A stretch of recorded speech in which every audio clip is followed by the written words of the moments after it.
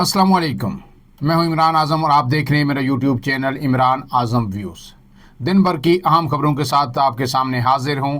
सबसे पहले बात करेंगे सैलाब की सूरत हाल पर कि इस वक्त जो पंजाब के अंदर है, ख़ास करके जनूबी पंजाब जो है और डीजी खान जो डिवीज़न है या मुल्तान डिवीज़न है, वहाँ पे सूरत हाल इंतहाई ख़राब है।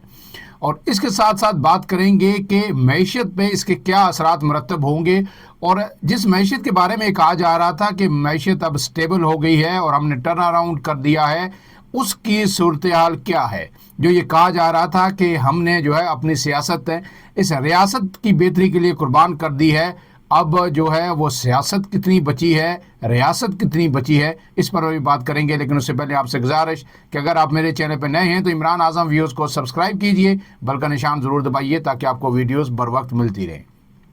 सबसे पहले आते हैं जो सैलाबी सूरत हाल है। इस वक्त जो मुल्तान के अंदर जो है सैलाब ने अपनी तबाहकारियाँ जो है मचा रखी हैं और अरूज पर हैं। दरिया चिनाब जब बिफरा तो पूरा पंजाब जो है ज़ाहिर है उसकी लपेट में है। रावी और जो है सतलज में भी सैलाब आया, जिससे तबाहकारियाँ इस कदर ज़्यादा हैं कि अब तक उनका जो तखमीना लगाना या उनका अंदाज़ा करना नामुमकिन है। लेकिन जो फुटेजेस सामने आ रही हैं, जो वीडियो सामने आ रही हैं, ख़ास करके सोशल मीडिया पे, वो देख के तो इंसान का दिल दहल जाता है। लोग जो कल तक जो है अपने उनके पास अनाज था, पूरे साल का गल्ला था, लाखों रुपए नहीं करोड़ों रुपए के मवेशी उनके पास थे, आज सब कुछ उनका पानी बहा कर ले गया है। ना उनके पास अपनी गंदम बची खाने के लिए, दाने बचे, ना उनके मवेशी बचे। ऐसे में जो है हुकूमत का रिस्पांस क्या होना चाहिए? क्या जो हुकूमत पंजाब जो कुछ कर रही है ये काफ़ी है? तो इस पर जो इस वक्त तक की जो कंसेंसस है, जो अदारों का, जो फलाई अदारे हैं या तजियाकार हैं, उनका ये कहना है कि इस वक्त भी जितने सियासतदान हैं जो पंजाब के अंदर इस वक्त रिलीफ के अंदर एक्टिविटी में हिस्सा ले रहे हैं, या फिर जो हुकूमत वक्त है पंजाब की हुकूमत, वो सिर्फ जो है टिकटॉक और नुमाइशी सेशन करने में मसरूफ़ है। इस वक्त भी ये जो आफत टूट पड़ी है, इसमें लोगों को रिलीफ फ्राहम करने के बजाय इसको मीडिया कैंपेन के तौर पर और पीआर कैंपेन के तौर पर लिया जा रहा है। कोई भी सियासतदान, चाहे मरियम नवाज हों, मरियम औरंगजेब हों, या दीगर जो सियासतदान हैं, एमपीएस हैं, एमएनएस हैं, जिस सियासी जमात से भी उनका ताल्लुक है, वो जहां भी जा रहे हैं एक मीडिया की फौज उनके साथ है। और हर एक्टिविटी जो बैठ रहे हैं, उठ रहे हैं, किसी को कोई रोटी दे रहे हैं, कपड़ा दे रहे हैं, कोई टेंट दे रहे, उसकी जो है टिकटॉक वीडियोस और सोशल मीडिया पे वायरल की जा रही हैं, जैसे कोई उन पे एहसान किया जा रहा है। ये उन्हीं लोगों के वोटर्स हैं, उन्हीं के सपोर्टर्स हैं, इन्हीं के सर पे ये असम्बलियों में आते हैं और इनकी जो है नस्ल दर नस्ल जो है वो गद्दियाँ भी इनकी कायम हैं।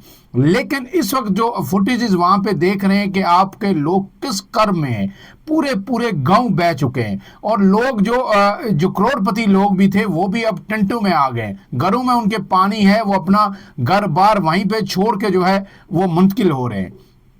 इस सूरत हाल में जो वहाँ पे कश्तियां हैं, जो प्राइवेट कश्तियों वाले हैं, जिन पे लोग वहां से अपना कुछ सामान लेकर निकलने की कोशिश कर रहे हैं या अपने मवेशियों को लेकर निकलने की कोशिश कर रहे हैं, वो 40-40 हज़ार रुपया ले रही हैं, पूछने वाला कोई नहीं है।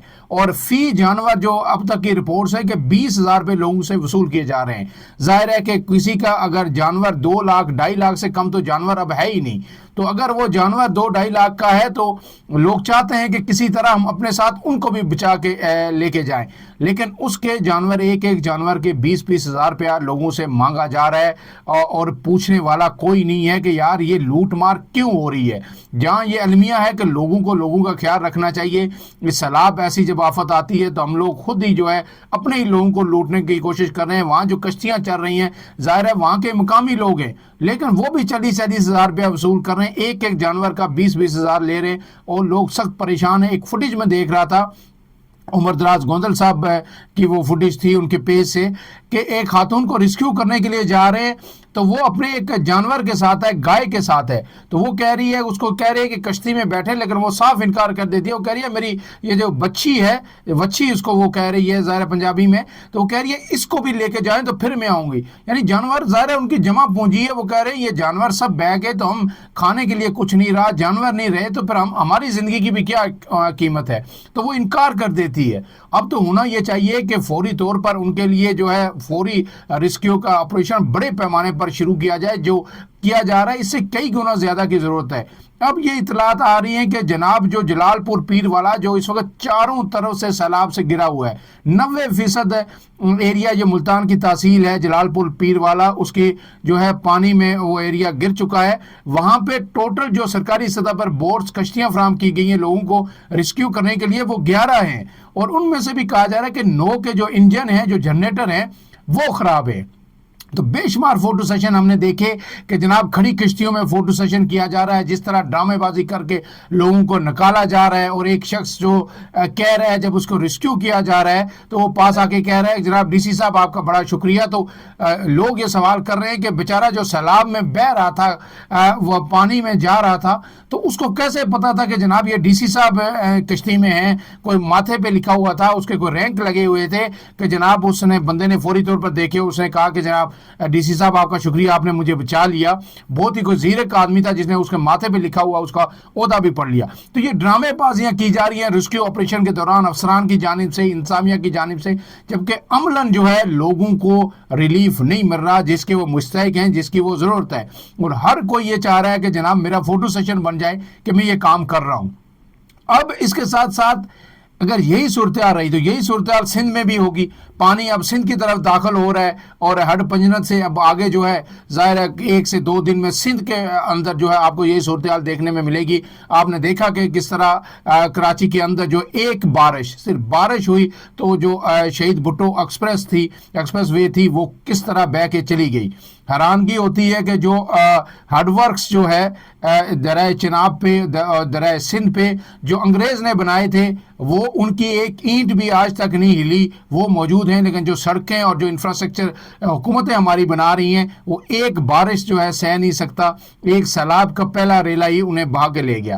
یہ اپنی جگہ ایک المیہ ہے، لیکن لگتا یہ ہے کہ جو یہ سیلاب ہے یہ صرف جو ہے یہ لوگوں کی جمع پونجی بہا کے نہیں لے جا رہا، یہ ان سیاست دانوں کی سیاست کو بھی بہا کے لے جائے گا. یہ تباہ کاریاں آپ کو پتہ ہے 2022 کا جو سیلاب آیا تھا، آج تک اس کے جو سندھ کے اندر لوگ اس کے اثرات سے نہیں نکل سکے. تو یہ تو بہت بڑا میسو قسم کا سیلاب ہے جو پنجاب کے اندر آیا ہے، اور لوگ جو ہے زیرو پہ آ گئے ہیں، جو کروڑ پتی لوگ تھے وہ بھی.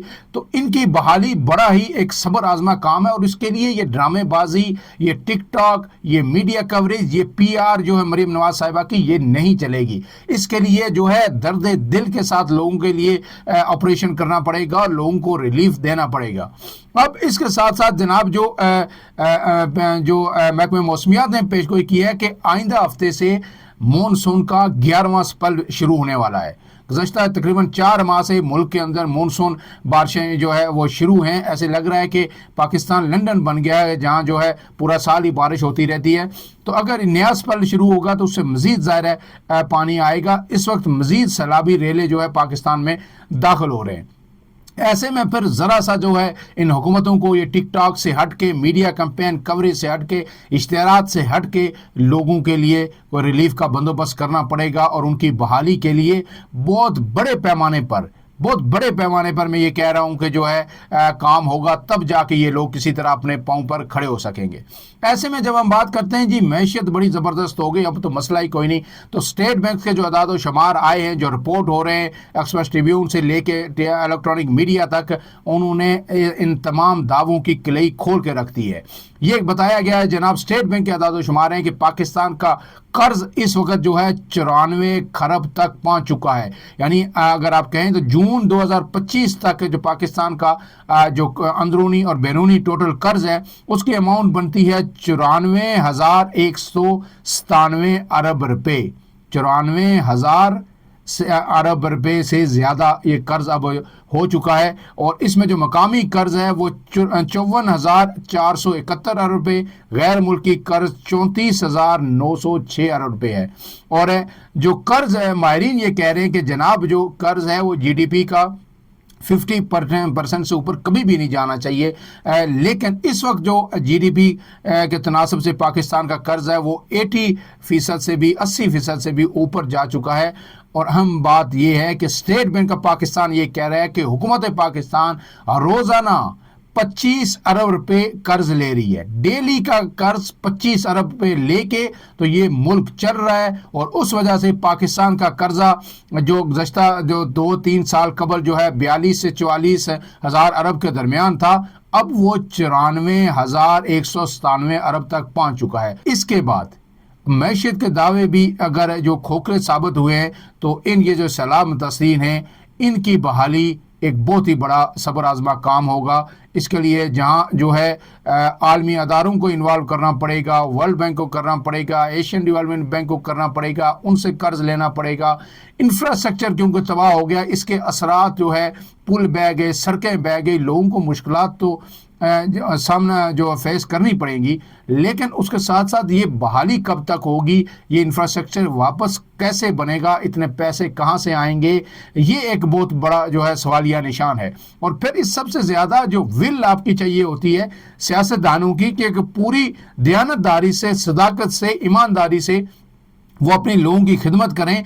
और इसमें ये जो ज़ाहिरी नमूद व नुमाइश है इसका एलिमेंट बिल्कुल भी नहीं होना चाहिए। एक ऐसे वक्त में कि जब लोग मर रहे हैं, लोग जो है अपना सब कुछ जमा पूंजी लुटा चुके और सैकड़ों लोग जो है उनके प्यारे हलाक हो चुके हैं। लेकिन हम देख रहे हैं कि ये सब नहीं है, सिर्फ जो है मीडिया कैंपेन जारी है और कहा जा रहा है कि लोगों को हम बताएं कि हम आपके लिए बहुत कुछ कर रहे हैं। आप अगर बहुत कुछ कर रहे होते इस मुल्क में 78 सालों से तो आज ये नौबत आती ही ना। फिलहाल के लिए इतना ही। इमरान आज़म को दीजिए इजाज़त। अल्लाह हाफिज़।